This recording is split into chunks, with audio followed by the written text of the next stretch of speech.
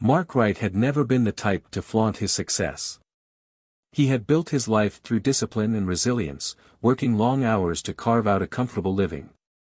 He wasn't rich, but he was stable, and for a man who had once juggled 2 jobs just to make rent, that was something to be proud of. So when the time finally came to treat himself, he knew exactly what he wanted, a car that matched the power and confidence he had built over the years. After months of research and anticipation, he finally got it, a brand new muscle car in sleek obsidian black, its polished frame gleaming under the sunlight like liquid metal. The car was a beast, equipped with a roaring V8 engine that sent shivers down his spine every time he revved it. But as much as he loved the way it looked, he felt it was missing something. The sound. Growing up, Mark had always been a fan of cars that had a distinct, throaty growl, something that turned heads before they even came into view. So, without hesitation, he took his new prize to a shop and had the exhaust system modified. By the time he rolled back into his driveway, his car didn't just purr, it announced itself with authority. To Mark, it was music. To his neighbor, Karen Lockwood, it was an act of war. Karen had lived in the neighborhood for decades, watching it evolve from a quiet, predominantly white suburb into a more diverse community. And she hated it. To her, it was a decline. The younger families, the different cultures, the changing atmosphere, it all made her blood boil. But out of all the new changes, nothing irritated her more than Mark Wright. Karen had never been outright aggressive, but her hostility was clear.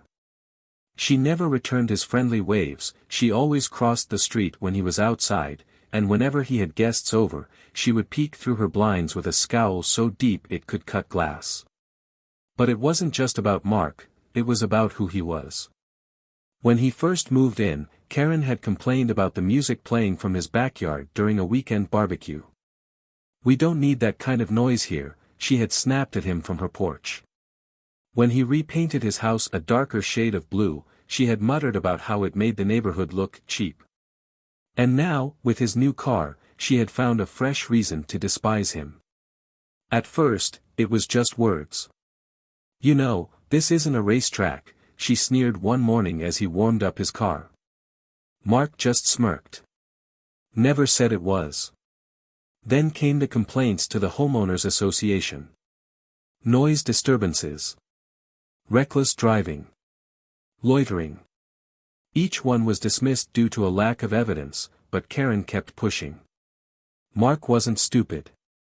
He knew where this was going. The frustration in her eyes, the gritted teeth every time he started his car, it wasn't just about the noise.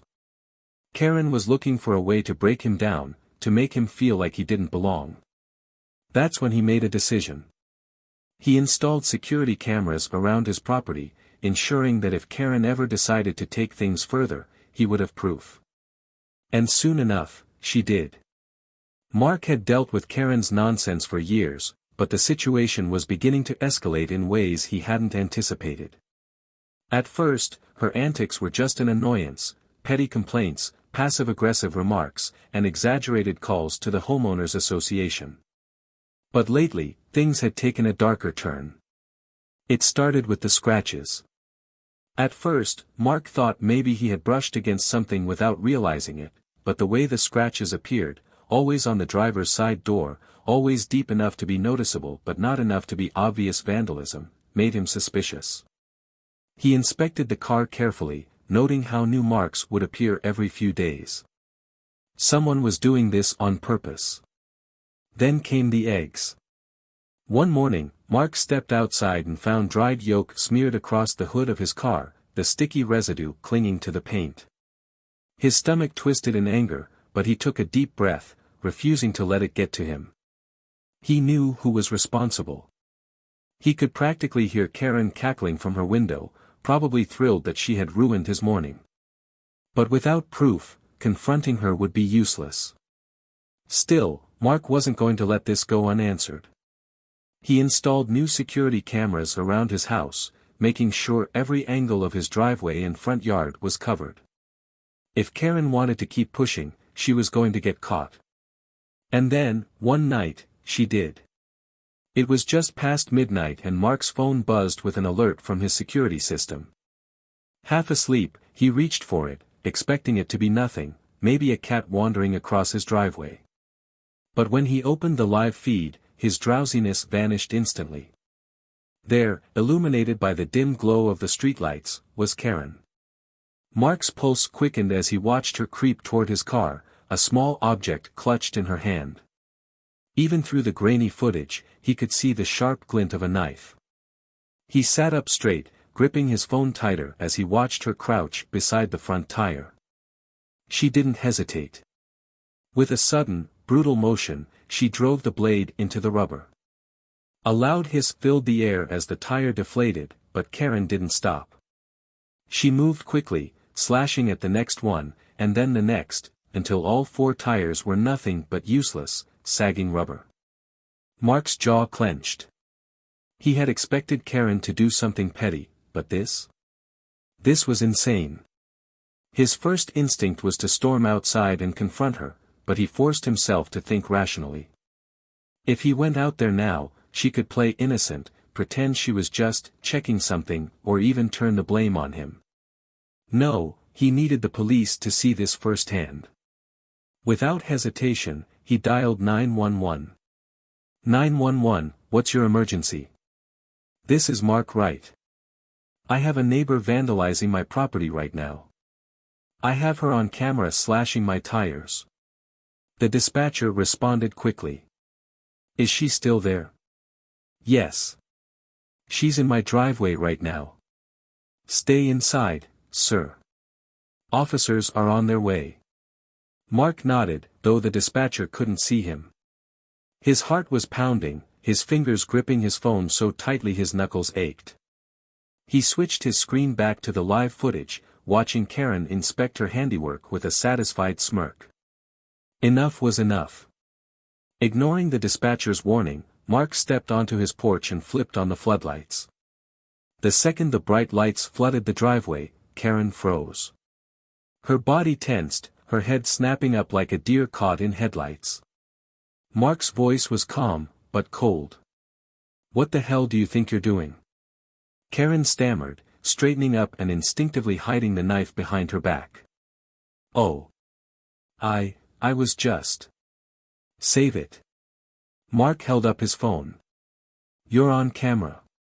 I saw everything. Her face went pale. I don't know what you're talking about. Mark took a step forward, his glare unwavering. You slashed my tires, Karen. 4 of them. You've been messing with my car for weeks. And now? You're done. The distant wail of sirens filled the air, growing louder by the second. Karen's panic was almost comical as she glanced down the street, realizing she had been caught. Her expression shifted into something desperate. Listen, Mark, we can work this out, right? I mean, it's just a misunderstanding. I thought I saw an animal under your car and I. Don't even try it. Mark shook his head. You're not talking your way out of this. Karen's mouth opened to argue, but before she could, the police car pulled up. The moment the police arrived, Karen's demeanor changed. She stepped away from Mark's car, trying to compose herself as 2 officers exited the vehicle.